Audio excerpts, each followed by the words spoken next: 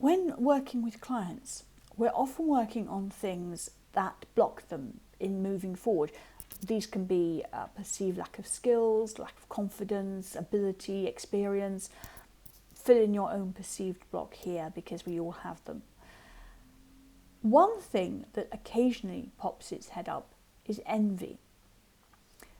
This is a really difficult emotion which is often subconsciously stoked by the world around us. I mean, social media is very damaging for that.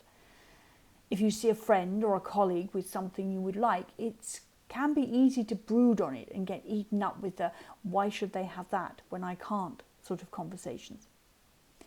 For some people, this can become a real thing, and they get so trapped in their thinking that it makes them unhappy and stops them progressing. Now, I'm not saying don't look at what other people have and desire the same. However, be constructive about it and use that desire as motivation. There was an example with a client I had a long time ago who was working out of the corner of their kitchen, and they would visit a friend who had their own fabulous studio. And it was very easy for the client to moan that it wasn't fair, and they put a lot of energy into being really hacked off and envious. So I encouraged them to start looking at what it would take for her to have her own studio.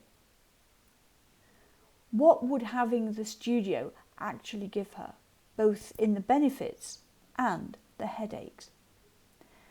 Would the benefits be worth making the effort in finding and funding the space?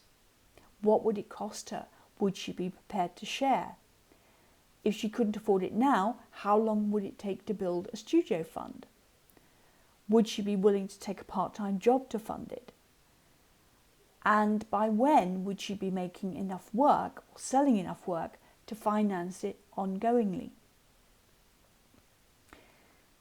When we got to the end of the conversation, she actually realised that there was more against having her own studio than for it. And this is the great thing. Asking questions like this can help you identify exactly what it is that you want and what you're prepared to do to achieve it.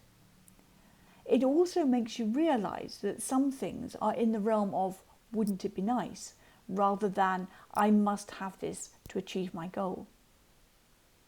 And if you feel it isn't worth the effort, you can just let all those negative feelings go and get on with the rest of your life.